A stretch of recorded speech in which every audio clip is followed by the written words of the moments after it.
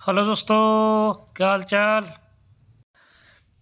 कभी भी प्रयास करना नहीं छोड़ना चाहिए दोस्तों। कभी भी प्रयास करना नहीं छोड़ना चाहिए, क्योंकि कभी कभी गुच्छे की आखिरी चाबी भी ताला खोल सकती है दोस्तों।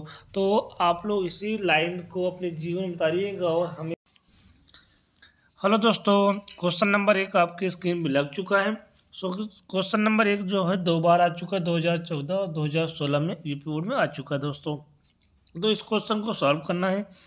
क्वेश्चन लिखा हुआ सोडियम एवं एक यौगिक के 2 मोल आपस में विक्रिया कर एल्केन बनाते हैं। यौगिक ए है क्या? तो देखिएगा, तो क्वेश्चन आपको ये याद होना चाहिए दोस्तों। हमने स्टार्टिंग में जब केमिस्ट्री पढ़ाया था तो हमने कहा था सोडियम के साथ अगर मेथिल हैलाइड के 2 मोल आपस में रिएक्ट करते हैं शुष्क ईथर की उपस्थिति में, तो यहाँ पर एल्केन गैस बनता है। कैसे? तो यहाँ पे देखिएगा, मेथिल हैलाइड यहाँ पर CH3X के 2 मोल होंगे दोस्तों, और सोडियम के 2 मोल के साथ इसको हम लोग रिएक्ट करेंगे किसकी उपस्थिति में? शुष्क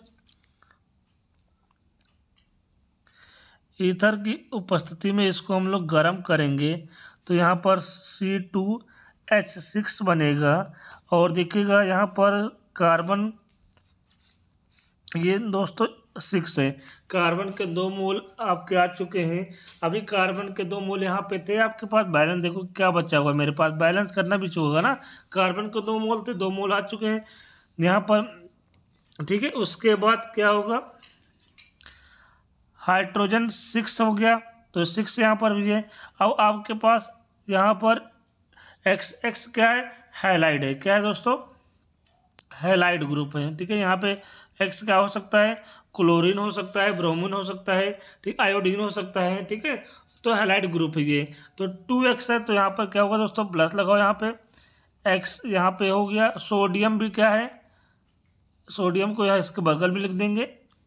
ठीक है, ये NaX और ये 2 से मल्टीप्लाई कर देंगे। This is balance. तो देखिएगा 2CH3X मेथिल हैलाइड को सोडियम के साथ शुष्क ईथर की उपस्थिति में गर्म करते हैं, तो हमारे पास क्या मिलता है? एथेन प्राप्त होता है। एथेन गैस प्राप्त होता है। तो यहाँ पर आपको यौगिक ए है क्या? तो दोस्तों जब यौगिक ए की बात करेगा यहाँ पे, तो क्या लिखोगे? तो बोलोगे मेथिल हैलाइड। बात क्लियर हो गई? ये हैलाइड है, हैलाइड। ठीक है, मेथिल हैलाइड। ठीक है दोस्तों, यहाँ तक बात क्लियर हो गई। तो यौगिक एक का नाम क्या है? मेथिल हैलाइड है। और जब सोडियम एक यौगिक के 2 मोल मतलब मेथिल हैलाइड के 2 मोल सोडियम के 2 मोल के साथ गर्म करते हैं तो एथेन गैस बनती है। और यह अभिक्रिया दोस्तों, तो दोस्तों ये जो अभिक्रिया बन के तैयार हुई है, इस अभिक्रिया को हम लोग किस नाम से जानते हैं? तो मैं यहाँ पे लिखता हूँ दोस्तों, ये इसके ऊपर लिख देता हूँ, वुड्स अभिक्रिया। तो ये क्वेश्चन को अगर आप कर लिए दोस्तों, तो इसके लिए 2 फायदे होंगी। एक तो ये क्वेश्चन अगर 1 या 2 नंबर में आता है, ये वाला क्वेश्चन अगर रिपीट होता है आने वाले पेपर में, तो आप इस पूरा का पूरा आंसर दोगे। या तो आपका एक आएगा जो अभिक्रियाएँ आती हैं, बहुत सारी अभिक्रियाएँ लिखनी होती है, निम्नलिखित पर टिप्पणी लिखिए। तो अगर आपसे बोल दिया जाएगा, अगर आपसे यहाँ पे बोल दिया जाएगा कि बोर्ड्स अभिक्रिया लिखिए, तो आप इसी को पूरा एक्सप्लेन कर दोगे। लिखोगे मेथिल हैलाइड के 2 मोल सोडियम के 2 मोल के साथ शुष्क ईथर की उपस्थिति में गर्म करते हैं तो एथेन गैस प्राप्त होती है। ठीक है, और सोडियम हैलाइड आपका बनता है। तो ऐसी अभिक्रिया को बोर्ड्स अभिक्रिया के नाम से भी जानते हैं। तो दोस्तों काफ़ी इंपॉर्टेंट क्वेश्चन था ये, तो इसको आप देख लीजिएगा, पेपर में बन सकता है। चलिए क्वेश्चन नंबर 2 पे चलते हैं। तो क्वेश्चन नंबर 2 क्या है देखते हैं दोस्तों। ये देखिए, ये आपका हो गया। सो क्वेश्चन नंबर 2 यहाँ पर आ चुका है दोस्तों। तो क्वेश्चन नंबर 2 है, तो क्लोरोफॉर्म के बीच मतलब आपको अंतर यहाँ पर करना है, विभेद कैसे करोगे। ये आपका क्वेश्चन 2004 और 2006 में आ चुका है। तो देखिएगा दोस्तों, ये चीज़ हम आपको बता देंगे। जो अशुद्ध क्लोरोफॉर्म होता है, अशुद्ध क्लोरोफॉर्म सिल्वर नाइट्राइड के साथ AgNO3 ठीक है दोस्तों। अशुद्ध क्लोरोफॉर्म AgNO3 के साथ सफ़ेद अवक्षेप देता है। ठीक है दोस्तों, सफ़ेद अवक्षेप देता है। बात क्लियर हो गई। चलिए थोड़ा सा आपको और समझाते हैं।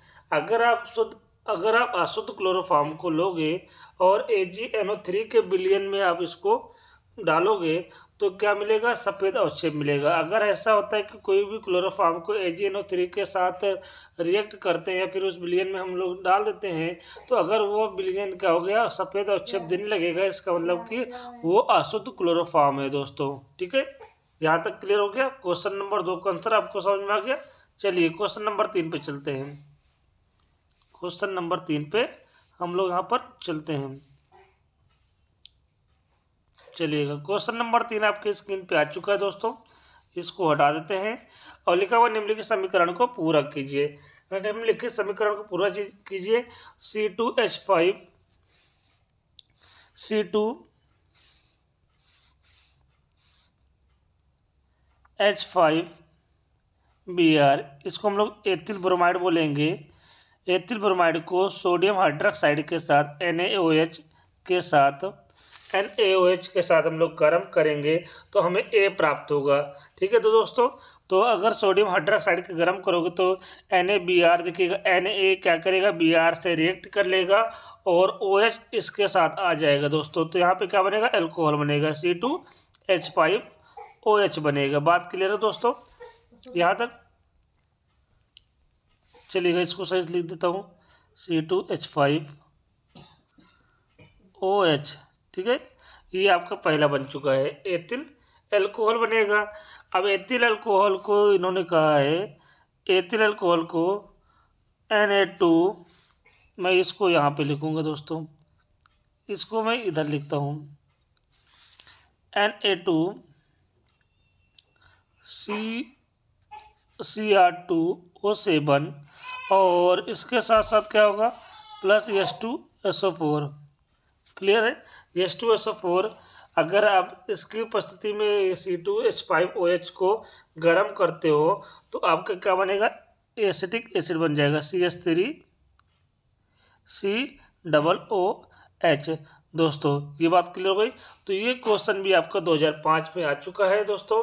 तो आपको समझ में आ रहा है, क्वेश्चन इंपॉर्टेंट कराए जा रहे हैं, तो ज़रूर आप इसको लाइक कर दीजिएगा, शेयर करिएगा दोस्तों, और चैनल को सब्सक्राइब कर लीजिएगा ताकि आपको ऐसे क्वेश्चन इंपॉर्टेंट मिलते रहे आपके लिए। ठीक है दोस्तों, तो आज का ये क्वेश्चन इतना ही, आप इसको पढ़ लीजिएगा, आगे कल